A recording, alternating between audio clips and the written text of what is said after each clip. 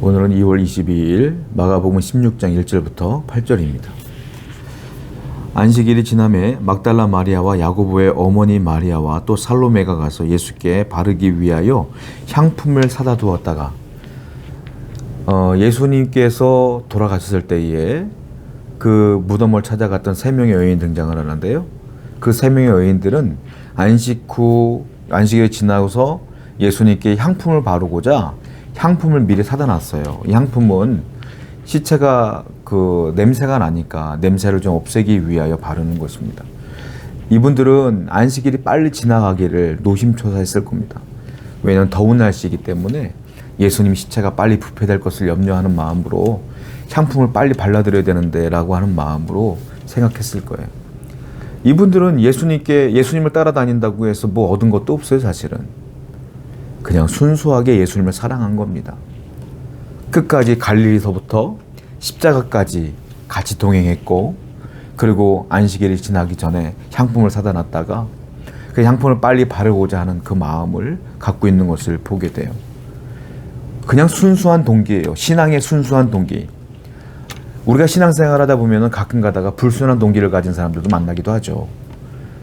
마치 무당을 만나는 것처럼 예수님을 만나서 기도하면, 교회 가서 기도하면 뭐 사업이 잘 될까?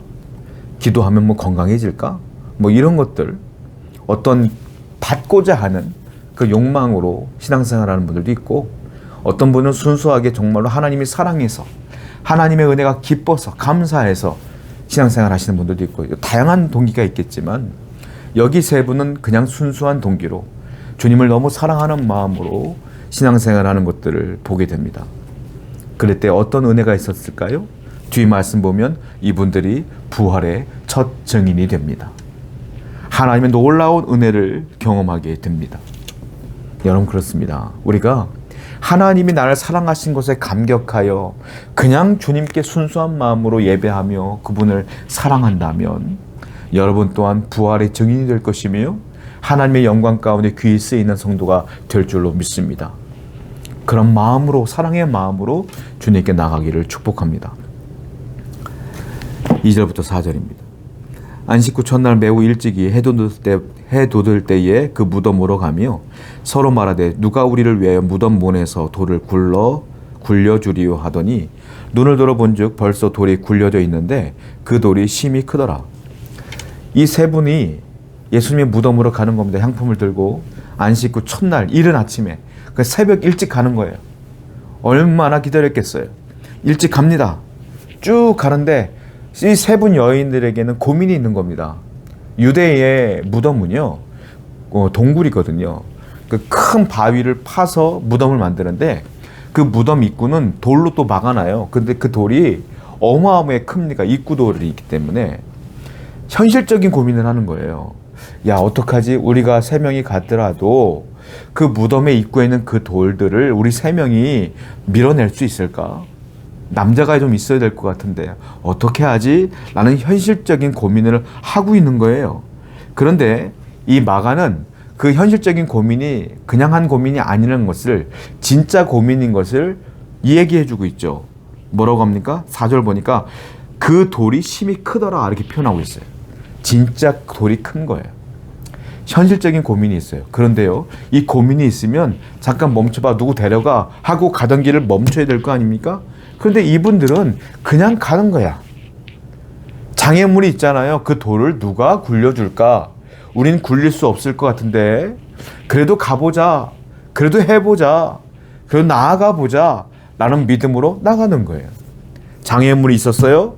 근데 그 장애물을 아랑곳하지 않고 고민은 되지만 그냥 나가더라. 신앙생활은요, 우리 앞에 수많은 장애물이 있는 겁니다.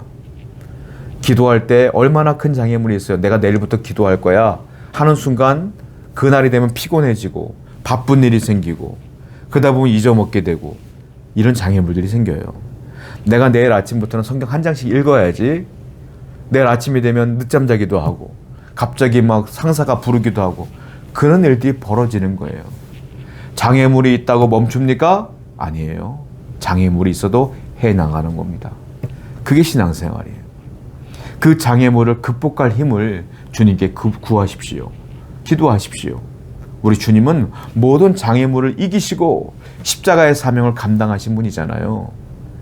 그 주님께 구할 때에 우리의 장애물도 우리가 능히 이길 힘을 우리에게 주실 줄로 믿습니다.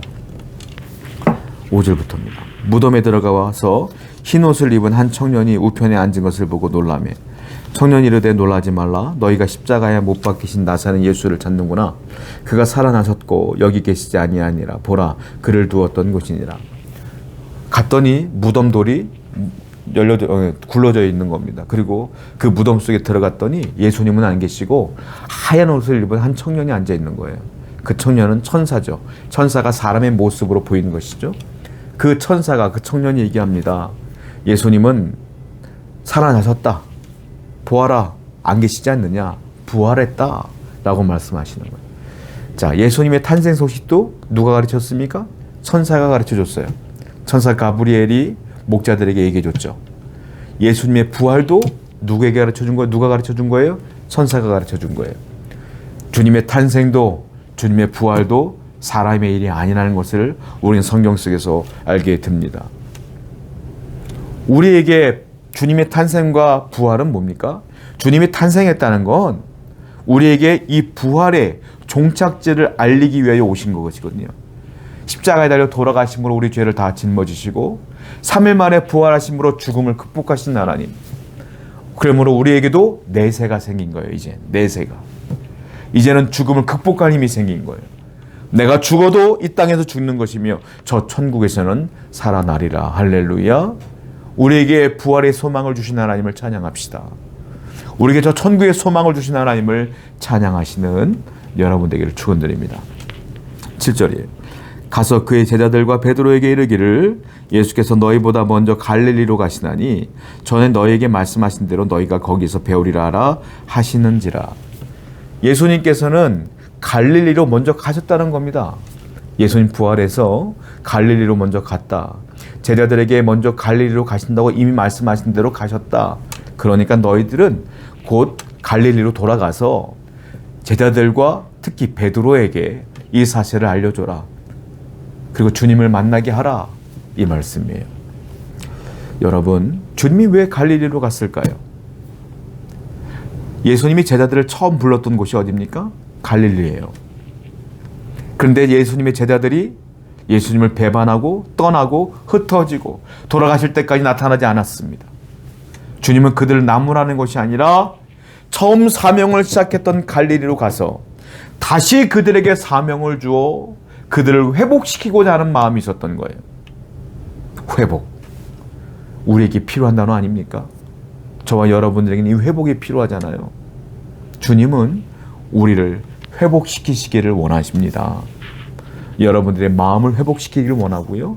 여러분들의 신앙을 회복시키기를 원하시며 여러분들의 사명을 회복시키시기를 원합니다. 내가 주님 곁에 머물면 회복될 줄로 믿습니다. 오늘도 그 회복하시는 주님의 은혜를 경험하시길 바라요. 기도하겠습니다.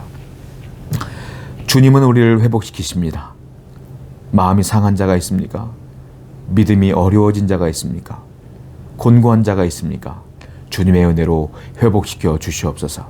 예수님의 이름으로 기도드렸습니다. 아멘.